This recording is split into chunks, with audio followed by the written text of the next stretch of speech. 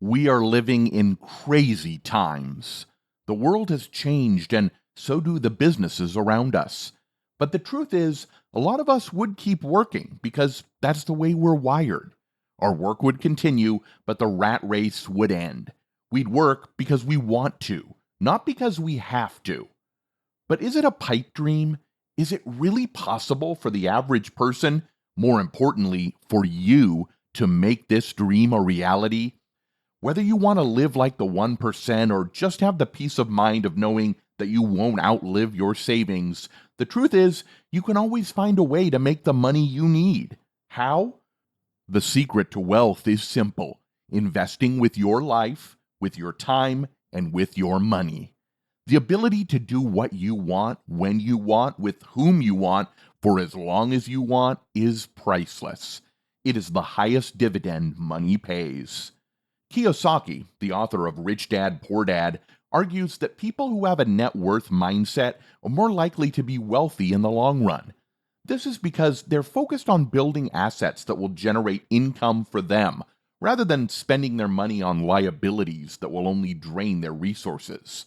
Well, the truth is, you don't have to launch a blockbuster tech company or pursue the kind of career that could be featured in a Michael Lewis book. What you have to have is the right money mindset, investing when you have to. The primary difference between the wealthy and the rest of us is that they're in control of their money. They don't let money control them. They have taken the time to learn how to work successfully with money, and as a result, they are the captain of their ship. On the other hand, if you approach your finances from a place of fear or ignorance, you'll be like a boat floating around the ocean without a motor. And that type of aimless attitude is what can lead you to make serious dollar sucking mistakes. All right, guys, we have rounded like three most powerful resources that we actually make mistakes and we fail at investing. And I will also talk about the actual solutions to these mistakes. They are very interesting and probably the most untold. So let's just dive in. Reason number one: you refuse to face facts. If you're not a numbers person, it can be tempting to mentally cut yourself off from your finances, whether it's neglecting to stay on top of your investments or blatantly ignoring your bank statements. But that's a huge no-no, and those with sky-high bank accounts certainly don't amass big bucks by being blind to their balance sheets. If you don't have the facts about your financial situation, money will stream through your hands like water. The consequence? You could land in debt, make poor investments, or end up flat broke when you retire. Some people assume that you have to be an investment banker to understand money, but the wealthy weren't born with some secret know how. It's a gradual learning process. If you're procrastinating about facing money because you're scared of what you'll find, you have to dive in. Even if it's not what you wanted to see, the truth will allow you to make decisions and move forward. If you're starting from scratch, the first step is to gather some basic information from your bank account, like how much you earn and what you spend, so you can figure out what you're netting each month and gauge whether your fiscal position is improving or getting worse. Once you have all the facts, you can start making thoughtful decisions about what you need to do in order to start growing your money. On the other hand, if investing is your money blind spot, facing the facts might mean building up your knowledge base by listening to podcasts, signing up for a seminar, or hiring a financial advisor. Just make sure it's a trusted source. Learn from people who are already where you want to be. Reason number two: you lack strategy. Hence, you need to be super smart, and of course, patience is the key. The billionaires that you know today, all of these big dogs have had strategies. They know that they had a special gift and special eye, but if they could take the small steps and work the strategy over a period of time, wealth would come. They understand that wealth does not come quickly or overnight. There is a difference between rich and wealthy. Wealth produces another level of income and typically produces itself. They were able to come up with a long-term financial plan on how to reach their financial goals. If you're going to earn your time back, you have to earn money. But how do we earn money? Evaluate your current financial situation, arrange the vision, render the strategy, and invest. The younger generation is so caught up with becoming a boss that they're not understanding the importance of learning the skills and assets of being a great employee, that those skills and assets can transfer into being a great employer. Stop acting like you know it all and be patient. Gifts and talents without accountability, wisdom, guidance, and knowledge are trash. These billionaires understood that patience was necessary, and they were going to build wealth over time by gaining the assets and the knowledge over time. With patience comes less debt. These billionaires aren't drowning in debt. They may have some debt, but they have the money to leverage debt in a way that doesn't hurt them, and that 98% of the world can't do. I want you to take that extra $100 and use it to pay off your debt early. Ramsey Solutions did the largest millionaire study in the world, and they realized out of the 13,000 plus net worth millionaires they studied, 90% have no business debt and 77% don't carry a credit card balance. Now, 98% of the world can't do that, and you're not doing it. That is why we are underestimating something else. It is probably the most underrated hack in the money-making world, and you need to know and understand this.